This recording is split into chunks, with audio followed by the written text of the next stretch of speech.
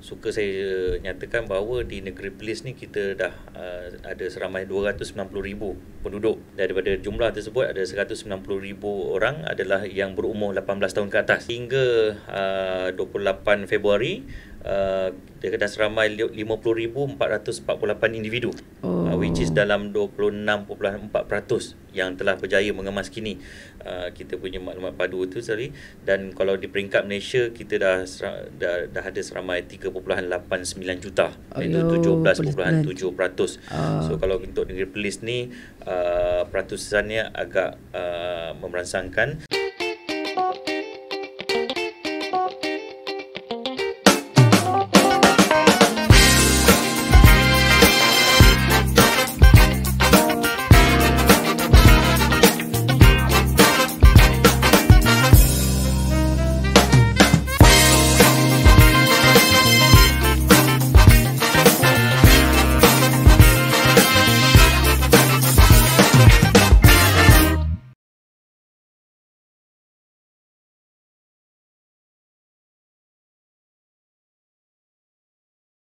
Assalamualaikum warahmatullahi wabarakatuh. Salam siaran. Hari ini kita bersama rancangan Influencer bersama Gebang Perlis, yang mana bersama-sama kita pada hari ini iaitu Tuan Hamka bin Ismail, Pengarah Jabatan Perangkaan Malaysia Negeri Perlis. Assalamualaikum Tuan. Waalaikumsalam warahmatullahi. Hari ini tajuk kita dalam keadaan situasi sekarang.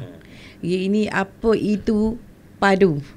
Okey, kita tahu di Malaysia tengah kita jalankan proses iaitu kita laksanakan pengisian ataupun pengisian tentang padu bermula pada Januari 2024 yang lalu ya. Kira-kira hampir, kalau hari ini dia jadi 2 bulan dah lah kan Tuan. Okey, sebelum tu saya nak tanya Tuan. Tuan minta tolong Tuan jelaskan apa itu padu, mengapa kita sebagai rakyat Malaysia perlu untuk kemaskini padu. Boleh Tuan jelaskan secara ringkas? Okey. Pertama sekali saya ucapkan terima kasih Puan Syah dan pihak Japan menjemput pihak perangkaan untuk kita sembang-sembang santai lah berkaitan dengan sesi semasa berkaitan dengan padu ni. Sebenarnya padu ni adalah dia dipanggil pangkalan data utama. Pangkalan data utama di mana ada satu inisiatif kerajaan lah untuk dia orang kata mengintegrasikan data individu dan juga maklumat isi rumah. So sebenarnya padu ni telah diluncurkan oleh Yang Amat Berhormat Perdana Menteri pada 2 Januari yang lalu. So hari ini kita pada 29 Februari kita dah masuk hari yang ke-59. 59 untuk kita beri ruang kepada semua rakyat penduduk dan juga terutama di rakyat di negeri Perlis lah. So untuk padu ni yang perlu mengisi ni adalah golongan umur 18 tahun ke atas bagi rakyat warga negara dan juga penduduk tetap. Dan sebenarnya untuk sistem padu ni dibangunkan sepenuhnya oleh pihak ataupun pejak awam, di mana untuk pembangunan sistem ni kita bekerjasama dengan pihak MAMPU, iaitu Unit Pembangunan Tadbiran dan Perancangan Pengurusan Malaysia MAMPU, dan DOSEM ataupun Jabatan Perangkaan ni sebagai pembekal data lah, dan kita untuk menyusun data yang kita sedang bangunkan lah. Dan padu ni juga sebenarnya berperanan untuk semua rakyat Malaysia menerima manfaat yang akan disalurkan oleh kerajaan. So macam kita ni selalu kita sebut berkaitan dengan penyesaran berkaitan dengan subsidi dan juga penyaluran bantuan yang berkaitan dengan bencana dan sebagainya. So sebenarnya padu ni penting untuk sebagai orang kata kita sebagai rakyat Malaysia ni bertanggungjawab untuk kemaskini maklumat kita sendiri, maklumat individu. Dan masa yang sama untuk makluman semua, kita padu ni juga kita mengintegrasikan data dengan maklumat-maklumat yang kita dapat daripada agensi lain, contoh daripada Jabatan Pendaftaran, LHDN dan sebagainya, untuk kita kemaskini maklumat kita. Dan sebenarnya maklumat yang kita akan kemaskininya lebih kepada maklumat-maklumat asas lah berkaitan dengan individu itu sendiri. Okey, maksud dia sebagai orang awam digalakkan atau diwajibkan untuk mengisi padu ni. Okey, untuk boleh tak Tuan jelaskan bagaimana sebagai orang awam yang boleh mengisi padu ni dekat mana? Dan sama maklumat untuk isi maklumat individu dan isi rumah dalam padu. Adakah satu tempoh yang telah diletakkan? Maksud dia bermula daripada 1 Januari sehingga bila tu Tuan? Ya. Okay. Untuk padu ni perlu saya jelaskan, sebenarnya untuk pengisian padu ni sebenarnya pengisian sendiri. Tak perlulah kata, mungkin orang salah faham perlu ke kaunter ke dan sebagainya. Dia sebenarnya pengisian padu ni perlu dibuat oleh individu tu sendiri. Maksudnya melalui kita punya portal rasmi iaitu www.padu.gov.my, dan pelaksanaan ataupun pengemaskinian perlu dibuat di peringkat peringkat isi rumah dan juga peringkat individu. So kalau dari segi tempoh ni seperti Puan Syah sebut tadi, dia bermula pada 2 Januari sehingga 31 Mac. 31 Mac yang kita perlu isilah. Dan sebenarnya kalau untuk pengisian ni juga kita ada beberapa step, jangan orang kata mudah lah. Dia ada beberapa perkara. Yang pertama, bila kita dah masuk dalam kita punya laman web padu, dia hanya perlu daftarkan. Dia akan masa daftar tu dia perlu masukkan nombor IC dan juga postcode. Ini penting sebab biasanya contohlah kalau dia kebetulan dia baru pindah ke tempat lain kan, IC ni masih di Arau, dia dah berpindah ke Padang Besar katakan. So bila dia masukkan postcode yang di Padang Besar, dia takkan berjaya berdaftar. So yang penting kat sini dia sebenarnya dia perlu masukkan IC yang betul dan juga postcode yang tertera dalam IC. Dalam IC dia, dalam kad kenalan dia sendiri. Dia bukan kepada terkini, alamat terkini bukan? Kecuali dia dah kemas kini dekat Jabatan Pendaftaran. Itu yang saya sebut tadi, sebab kita punya sistem ni kita dah integrate ataupun kita dah bersama dengan link dengan Jabatan Pendaftaran dan sebagainya, supaya IC yang dimasukkan tu adalah benar-benar orang yang betul. Itu antara keselamatan yang kita jaga jugalah kan. Dan yang selalu yang kita terima aduan lah bila kata tak berjaya berdaftar ni, sebenarnya postcode tu salah. Dia kena pastikan postcode yang dalam IC tu betul. Kemudian selepas dia dah mendaftar, dia akan terima OTP. One time passcode tu kan, dia hantar melalui SMS, dan selepas dia terima OTP barulah dia akan tetapkan balik kata laluan dia. Kata laluan tu mengikut kata laluan yang sendiri ni lah, mengikut step yang dia tentukan. Kemudian kita ada perlu dia dipanggil pengesahan EKYC. EKYC ni Know Your Customer. Kalau nak boleh mudah orang faham, EKYC ni dia perlu ambil gambar IC dan juga selfie gambar. Just supaya nak memastikan orang yang mendaftar tu atau orang yang mengemaskini sistem ni orang yang betul. Kita tak nak ada berlaku contoh dia ambil IC orang, dia daftar untuk orang lain. Itu kita tak, itu antara boleh. Kita jaga. So dan selepas tu dia akan kemaskini beberapa maklumat, lebih kurang 39 soalan. Tapi jangan gusar lah, 39 soalan mendengar macam tak banyaknya kan. Banyak tu. Sebab rasa biasanya, kebiasaannya bila kita akan kata terlalu banyak soalan. Kenapa ada banyak persoalan di situ? Bila soalan banyak tu dia jadi macam apa banyak sangat ni?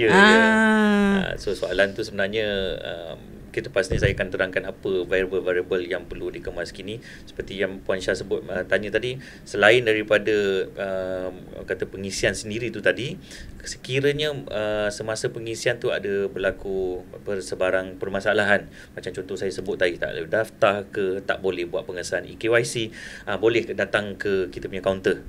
So kaunter kita ni ada lebih kurang beberapa lah kaunter yang kita dah buka, termasuk Pusat Ekonomi Digital, dan ada beberapa lagi kawasan yang kita mungkin lepas ni saya akan beritahu lah.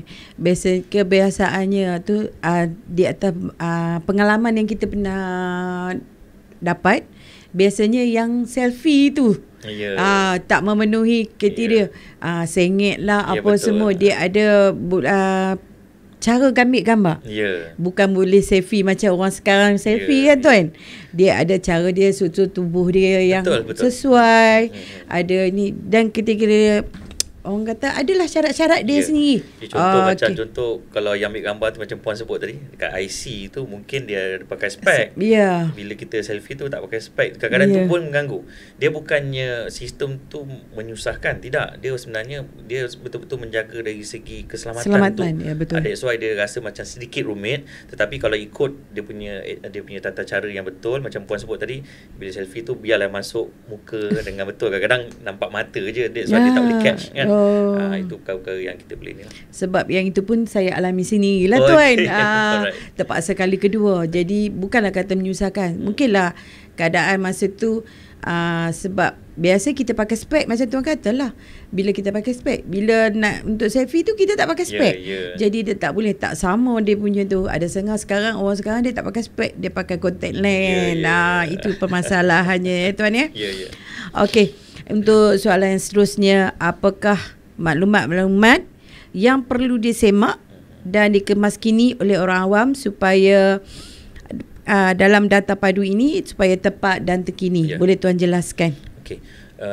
Seperti yang saya maklumkan awal tadi, kita punya soalan-soalan yang perlu dikemaskini ini ada lebih kurang 39 soalan. Tapi jangan salah faham, bukan semua 39 soalan orang akan isi. Sebab dia soalan-soalannya berkaitan dengan maklumat asas, berkaitan dengan pendidikan, kemudian kita berkaitan dengan isi rumah itu sendiri, pekerjaan, pendapatan, komitmen, bantuan dan juga last sekali perakuan. So maklumat-maklumat ni kadang-kadang ada orang yang, contohlah, orang tu bukan penerima bantuan. So dia tak perlulah mengisi part yang penerima bantuan. So dia sebenarnya sistemnya sangat mudah. So kalau macam puan dah isi sendiri kan, dia mudah. Cuma yang untuk peringkat pengesahan melalui perakuan EKYC tu mungkin selalulah kita terima aduan. Tetapi jangan risaulah kalau sebarang permasalahan, sama ada tuan-tuan puan boleh pergi ke kaunter kita sendiri, ataupun kita ada satu tim dia panggil helpdesk, tim helpdesk di Ibu Pejabat melalui tool talian tol bebas kami, iaitu 1800 887720. So kita beroperasi pada 8 pagi sehingga 6 petang.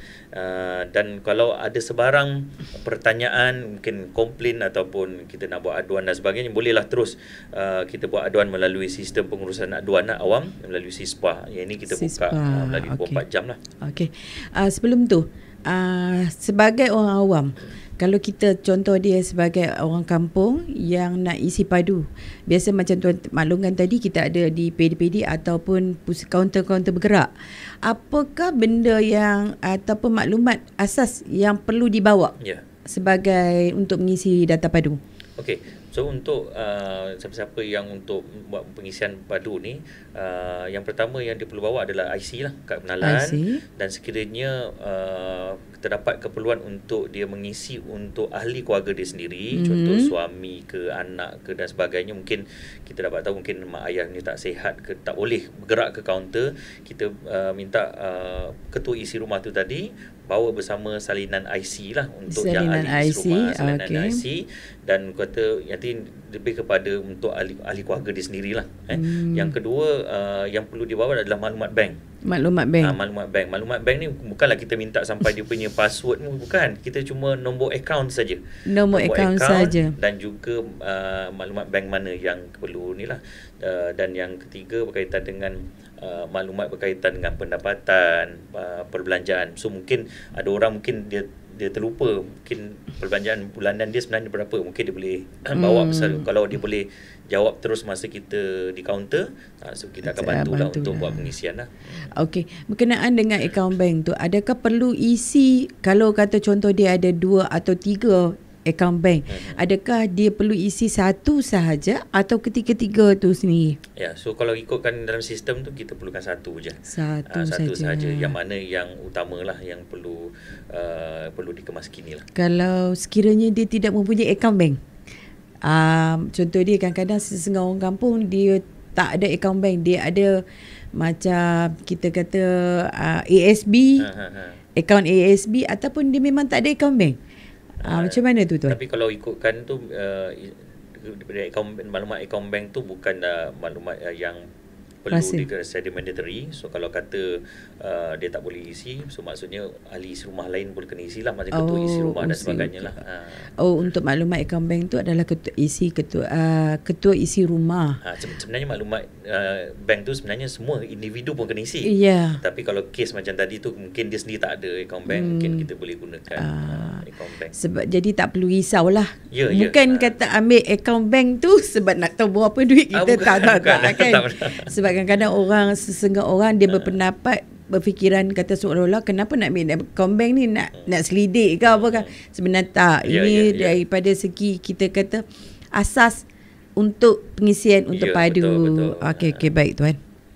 Okey, kita teruskan dengan soalan yang seterusnya, iaitu tuan, untuk Negeri Perlis sendiri setakat hari ini, berapa patuskah, boleh tuan bagi kita berapa patuskah yang telah buat pengisian kemaskini padu? Okey. So untuk sebelum saya menjawab berapa peratus yang telah menjawab, suka saya nyatakan bahawa di Negeri Perlis ni kita dah ada seramai 290,000 penduduk di Negeri Perlis berdasarkan anggaran tahun 2023 lah. Daripada jumlah tersebut ada 190,000 orang adalah yang berumur 18 tahun ke atas. So kalau yang perlu mengisi padu ni adalah umur yang 18 tahun ke atas tadi. So sehingga 28 Februari dia dah seramai 50,448 individu, which is dalam 26.4% yang telah berjaya mengemas kini kita punya maklumat padu itu tadi. Dan kalau di peringkat Malaysia kita dah ada seramai 3.89 juta, iaitu 17.7%. So kalau untuk Negeri Perlis ni peratusannya agak memerangsangkan, tetapi dari segi orang kata apa, bilangan tu masih lagi kita boleh katakan rendah lagi lah untuk kita capai 190,000 tu, sebab kita baru lebih kurang 50,000 kan. Untuk macam sebut tadi, kita kurang lagi sebulan untuk kita kemas kini kan, untuk kemas kita punya maklumat padu tadi. Okey. Kadang-kadang kira sehingga 28 Februari berjumlah 50,000. Kira masih lagi kita ada lagi berbaki 140,000 lebih kurang Tuan, dalam tempoh sebulan saja lagi, lebih kurang hampir sebulan lah Okey. Dan untuk setakat hari ini, boleh tuan jelaskan apakah peranan Dosen Perlis dalam bagi menggerakkan operasi pelaksanaan padu ni, bagi terutamanya bagi mengelakkan berlakunya keciciran sasaran? Ya, betul. Macam Puan Syah sebut tadi, sebenarnya kalau ikutkan pengemaskinian padu ni, kalau ikutkan boleh diisi sendiri, tetapi kita nak menyantuni rakyat dan semua, kemudian kita nak memastikan semua penduduk atau warga negara ni tidak tercicir lah. Dan apa insentif yang perangkan buat, terutama di Negeri Perlis ni, di peringkat awal memang kita bekerjasama dengan pihak MCMC untuk kita buka kaunter di 14 di Perlis ni. Kita ada 14 buah pedi. 14 buah pedi. Dan kenapa kita menggunakan fasiliti pedi ni? Sebenarnya pedi ni kita boleh tengok dari segi fasilitinya sangat lengkap, dengan komputernya, dengan networking dia dengan sangat baik. Dan saya ingin merakam juga terima kasihlah pihak MCMC membenarkan pihak DOSEM untuk menggunakan platform pedi ni untuk salah satu kaunter itu kita buka kita punya untuk pengemaskinian padu ni juga. Dan masa yang sama di peringkat DOSEM sendiri, kita menggerakkan kaunter ni menggunakan ataupun kena pasti tempat dia panggil hotspot area. Kalau macam di Perlis ni saya tengok antara yang kata tempat tumpuan ramai, contoh di UTC. So kita buat keputusan UTC ni memang kita buka setiap hari, termasuk Sabtu dan Ahad lah, kecuali public holiday lah kan. So UTC ni memang dapat galakan yang sangat baik, orang ramai yang berkunjung di situ. So UTC ni tempat yang kata boleh orang pergi ke sana untuk mengemas kini kita punya padu. Selain tu juga kita ada di Simat, Pasaraya Simat di Arau. Di Arau. Kat situ Simat pun ramai. Ada juga ramai. Dan yang baru ni kita sedang bekerjasama dengan Giant, Pasaraya Giant dan sebagainya. Itu antara yang kita bergerak lah. Selain itu juga kita pun dah telah bekerjasama dengan bahagian pentadbiran daerah. So kita apa yang kita telah bincangkan, kita cubalah untuk bekerjasama dengan 15 pegawai khidmat ADUN Adun, supaya kita boleh buka kaunter di peringkat komuniti. So kita sekarang ni kita dah bergerak sampai di peringkat granular. Granular ni tempat yang paling terkecil lah. Kita turun padang supaya kita dalam ada skala ni lah. Ya, bila ada program-program melibatkan komuniti dan sebagainya, kita join sekali. Dan so dia tujuan sebenarnya peranan kita untuk memudahkan untuk orang ramai untuk mengisi ini. Dan seperti yang sedia maklum tadi, tujuan kita buka kaunter ni bukanlah kita datang sebolehnya lah. Bukanlah kita datang kosong belum mengisi, tapi kan belum mengisi pun kita welcome je. Kita tak pernah menghalang lah. Tetapi sebolehnya, contoh orang anak-anak mungkin yang golongan muda ni kan, dia dah biasa dengan phone dan sebagainya, dia boleh bantulah isi dulu untuk mak ayah dia dulu kan. Betul. Tapi kalau contoh macam kita bincang awal tadi, dah berkali-kali dia mengisi ada KYC, masalah. ada masalah kan, baru dia datang ke kaunter, kita bantu penyelesaian. Sebab kita nak mengelakkan apa, supaya kalau semua orang datang serentak, kita punya kaunter pun bukannya terlampau banyak kan. So kita nak mengelak orang menunggu dan sebagainya.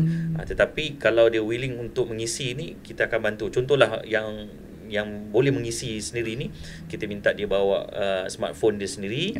So kita ada petugas-petugas kita untuk bantu untuk isi. Mungkin yang kaunter ni kita boleh bukanlah had kan, kita lebih beli keutamaan. Mungkin contoh warga emas, betul. Atau mungkin orang-orang yang ada masalah berkaitan dengan pengisian, kita mengisi juga. Dan saya menyarankanlah kepada semua untuk sikit promosi, supaya kita boleh selalu buka di kita punya laman web ataupun kita punya Facebook lah. Kita ada Facebook Dozem Police, kemudian kita ada TikTok dan juga aplikasi X, Twitter. So ini setiap pagi memang kita akan kemas kini kita berada di mana, kaunter mana. So masa yang sama saya lihat, terima kasih banyak dekat Japan jugalah. Japan pun betul-betul lumus bantu pihak Dozem untuk membuat wawarkan melalui Infomobile dan sebagainya. So untuk sebenarnya itu adalah satu insentif kita lah untuk mewar-warkan kepada semua penduduk untuk mengisi padu ini tadi. Okey, yang berkenaan di UTC dan juga Simak Arau serta di Giant tu, kaunter-kaunter, kita kata kaunter bergerak tu kan, boleh tak Tuan jelaskan dari pukul berapa sehingga pukul berapa? Ya. Kalau ikutkan kaunter ni, termasuklah semua kaunter di PADI ke UTC dan sebagainya sebutnya, kita akan bermula pada jam 9 pagi sehingga 5 petang. Jam 9 pagi. Sebab kadang-kadang sambil-sambil kita bershopping lah. Betul. Sebab tempat yang Tuan maklumkan tu, macam di Simak Arau dan juga di Giant tu, tempat bershopping. Betul. Untuk beli keperluan asas sebenarnya kita nak sambut Ramadan. Betul. Jadi kita ada masa singgah sebentar. Kita tanya balik kalau ada benda yang tak selesai kan. Contoh sebagai UTC tu, untuk macam kita nak renew lesen lah, urusan yang seterusnya kan. Jadi memang tempat tumpuan lah situ Pak Tuan ya. Saya lupa nak sebut tadi, mungkin kata di pejabat kita sendiri pun kita buka kaunter. Di situ. Pejabat Perangkaan Malaysia Negeri Police. Dan sebenarnya untuk makluman, kita baru je berpindah pejabat. Kita di bangunan Kepak di depan MACD tu. Dekat Kepak. Bangunan MACD. So maksud kalau kerana yang mungkin ada kelapangan untuk terus ke pejabat kami pun boleh. Kalau tak silap saya di atas Sushi King tu, betul. Jadi memang strategik lah. Memang nampak dari jauh kita boleh dapat lah. Kira area tu memang tumpuan lah. Mungkin saya boleh tambah sikit berkaitan dengan kaunter ni. Sebenarnya kita pun dah berbincang dengan pihak JAIBS untuk lepas ni kita bergerak untuk buka kaunter di masjid pula. Sebelum ni memang kita dah pernah buka di masjid, tapi on request lah. Kadang-kadang urusan masjid sendiri yang minta kita buka, memang kita buka lah.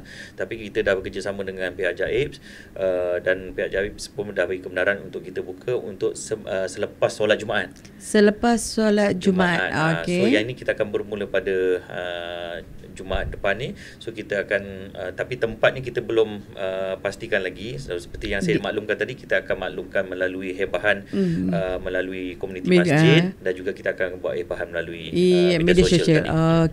Jadi itu orang kata di antara insentif ataupun kita punya cara tugasan untuk yang memudahkan orang ramai, orang awam untuk isi padu. Untuk soalan seterusnya, boleh tak Tuan jelaskan kepada kami bagaimana dengan risiko keselamatan kebocoran maklumat? Seperti yang kita, sekarang ni dia tular-tular tu. Betul. Jadi dia paling orang kata ada gusar di hati. Kadang-kadang macam saya ni, kita yang faham ni okey. Kadang-kadang gemas, dia macam tak perlulah isi benda tu. Nanti semua ni bocor habis semua kan. Itulah saya dia punya guna lah apa. Boleh tak tuan jelaskan? Okey. Ini antara isu yang selalu orang viralkan lah berkaitan dengan padu ni, sistem ni tidak selamat dan sebagainya lah. Saya boleh menyatakan sini semua adalah tomahan sajalah semata-mata kan. Sebenarnya untuk sistem padu ni saya dan bukan kata di peringkat jabatan sendiri menjamin lagi keselamatan data tu sendiri. Untuk sistem padu ni seperti yang saya cakap awal tadi, ini adalah satu-satunya sistem yang kita bangunkan sepenuhnya oleh pihak awam yang dikerjasama oleh pihak mampu dan juga pihak DOSM. Dan untuk keselamatan ni kita ada kita tekankan 3 aspek lah berkaitan dengan keselamatan data, keselamatan sistem dan juga keselamatan rangkaian. So yang ni 3 perkara yang kita titik beratkan lah. Sebenarnya kalau dari segi kebocoran ataupun ketirisan data dan sebagainya itu semua tidak benar. Sebelum ni kita dah dapat viral katanya isi padu contohnya duit hilang. Macam itu kita dapat viral itu kan, sebenarnya tak benar lah.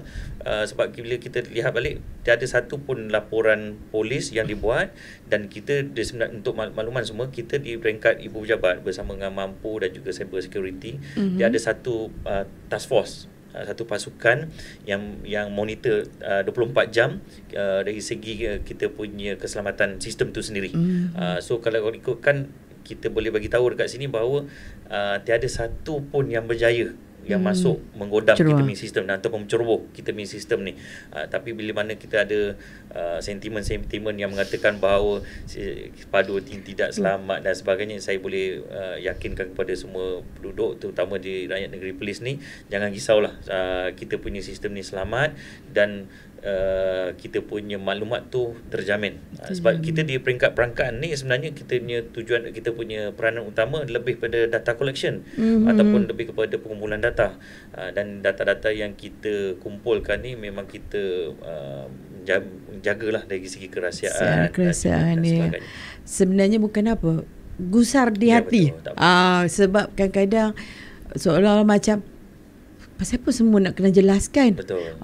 Sampai ke akaun bank semua nak tahu, sampai rumah kita duduk ni, taraf rumah tu sendiri ke apalah semua kan. Kadang-kadang benda tu bukan kata di orang lain.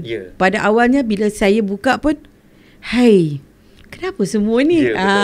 Jadi sebenarnya benda tu tak perlu gusar, tak perlu risau, sebab dia jaminkan keselamatan. Tahap keselamatan tu memang tinggi. Mungkin saya boleh share sikit lah. Kita nak tanya dengan puan kan, sebenarnya kalau untuk kita punya maklumat ni, selalu kita ada berkongsi maklumat dengan third party lain juga.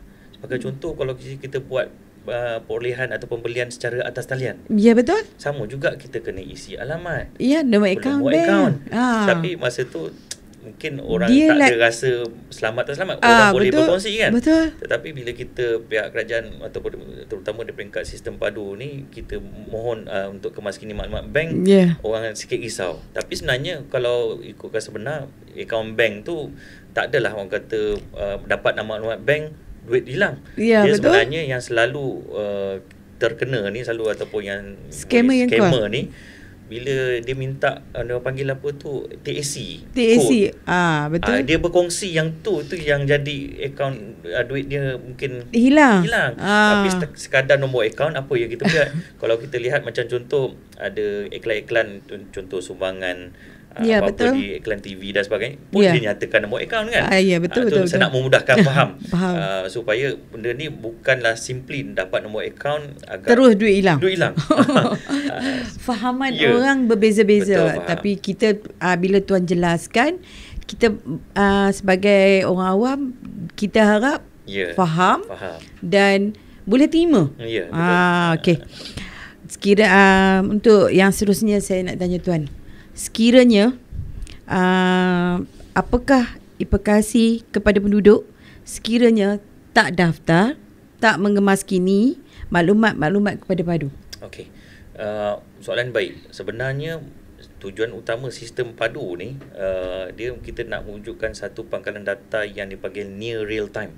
Near real time ni maksudnya kalau boleh maklumat kita ni kita nak tahu terkini, semalamnya apa yang dah berlaku ataupun yang kita dah kemas kini. Dia tak nak macam maklumat yang kita kemas kini mungkin dah orang kata terlewat 2-3 tahun yang dulu. Sebagai contoh kita dah berpindah pun ke alamat lain, kan, ke alamat lain. Kita tak kemas kini dekat Jabatan Pendaftaran dan sebagainya.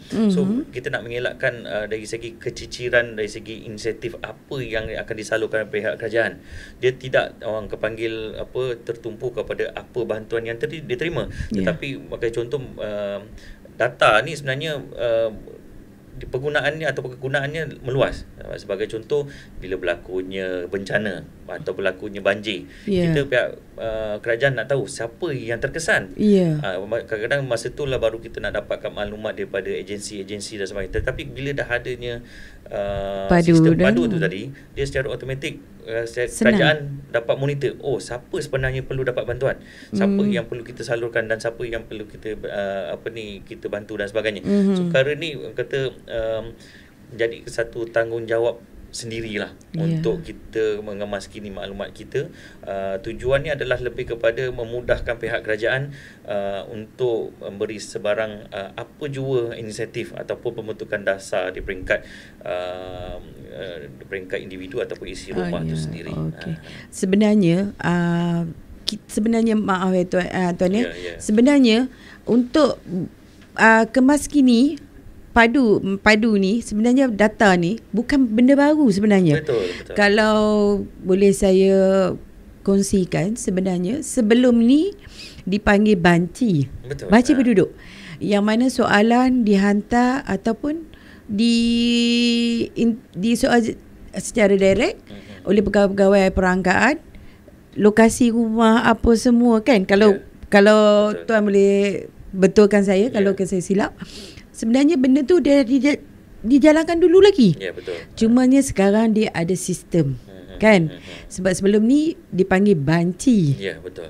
Jadi kadang-kadang orang ni dia rasa benda baru, jadi kita perlu perjelaskan. Sebenarnya pengisian padu ini adalah sistem data padu ini adalah menyenangkan orang.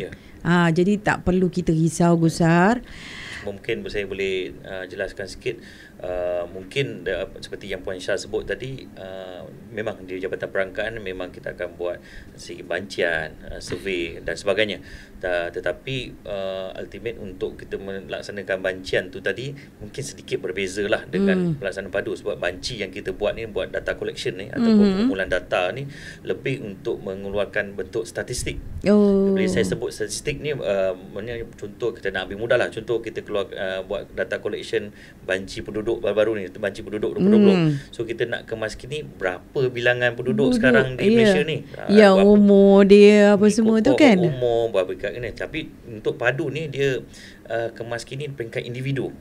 So kerajaan nak tahu individu tu sendiri berapa dia punya pendapatan dia, berapa dia punya komitmen bulanan dia, supaya apa mekanisme bantuan yang akan kerajaan umumkan selepas ni itu serah pada pihak kerajaan lah, kan. Tapi cuma peringkat perangkaan ni kita lebih data collection untuk membantu pengemaskinan peringkat individu.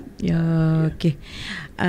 Akhir sekali, apakah harapan DOSM sendiri agar padu ni diterima sebagai platform pengagihan subsidi, walaupun mereka rasa ada yang rasa tak memerlukan.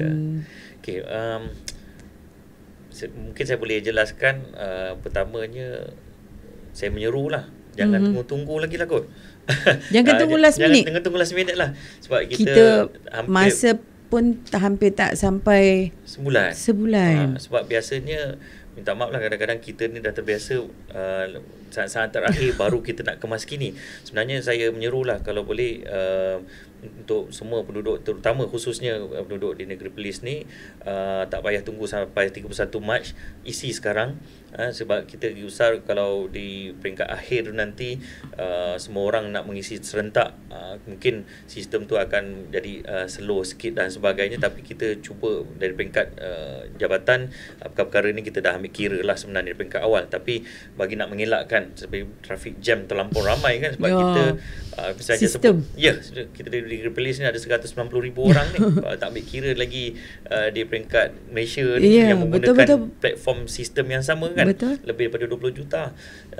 Dan saya mengharapkan supaya semua orang mengemas kini, is not mengatakan mendaftar, dia lebih mengemas kini, sebab saya sebut kemas kini, maklumat kita ni dah ada dalam sistem tu, cuma kita kemas kini, tanggungjawab kita untuk kemas kini kita punya maklumat dan sebagainya. Dan perlu saya jelaskan juga, sistem padu ni bukanlah tertumpu kepada sesuatu golongan je. Mungkin orang kata ni sistem padu ni untuk B40 je ke? Dan sebenarnya untuk semua, T20 ke M40 ke perlu kemas kini. Sebagai rakyat Malaysia memang perlu. Ya, saya mungkin boleh gunakan perkataan kita perlu bertanggungjawab lah untuk kemas kini kita punya maklumat. Hasratnya adalah untuk tujuannya apa-apa lepas ni dari segi saluran bantuan, apa mekanisme pembentukan dasar di peringkat kerajaan, kita nak mengelakkan tiada seorang pun tercicir. Ya, betul. Itu je kita nak. Kita risau kan. Risau kan. So kalau kita ni supaya manfaat yang disalurkan di peringkat kerajaan dapat orang kata diterima oleh semua orang lah, terutama warga negara kita. Sebab jangan tunggu saat akhir. Sebenarnya kita contoh dia, kita nak bersambut Ramadan ni. Jadi sementara nak tunggu sahur tu kan, kita boleh isi kan tuan, sebab dia sistem ini dibuka 24 jam. 24 jam. Jadi tak payahlah kata nak mesti isi office hour. Maksud dia waktu pejabat 8.5 bukan. Jadi sementara nak tunggu buka puasa pun dah boleh buka kan. Boleh ni sistem ni melalui pangkalan orang kata web base kan. Ya, web base. Saya lupa nak maklumkan tadi, kalau ada setengah pihak yang bagi link untuk kata download aplikasi melalui App Store ke iOS ke, tu bukan. Yang kita punya sistem kita hanya satu je platformnya, melalui web base kita. Selagi saya nyatakan adalah melalui www.padu.gov.my. Gunakan platform yang betul lah. Kita bimbang nanti ada yang cuba untuk nak masuk buat satu mengambil kesempatan. Sebab yang tu kita perlu risau. Sebab kalau rasa macam tak pasti, tak yakin, boleh ke kaunter-kaunter bergerak ataupun ke PD sendiri atau ke pejabat dosen sendiri. Jadi pegawai dia sentiasa mengalu-alukan kedatangan. Jadi kalau kata rasa was-was, lebih baik kita merujuk kepada orang yang sebenar-benarnya atau jabatan yang sebenar-benarnya Kalau dapat maklumat-maklumat yang kurang pasti, kalau tidak pasti jangan kongsi. Tidak pasti jangan kongsi. Okey. Demikianlah tadi saya mengucapkan ribuan terima kasih kepada Tuan Pengarah Encik Hapkah bin Ismail di atas pengongsian kita hari ini. Kita harapkan dengan pemakluman ini jelas dan meyakinkan orang ramai untuk mengisi dan mengemas kini. Sebenarnya lebih kepada mengemas kini padu.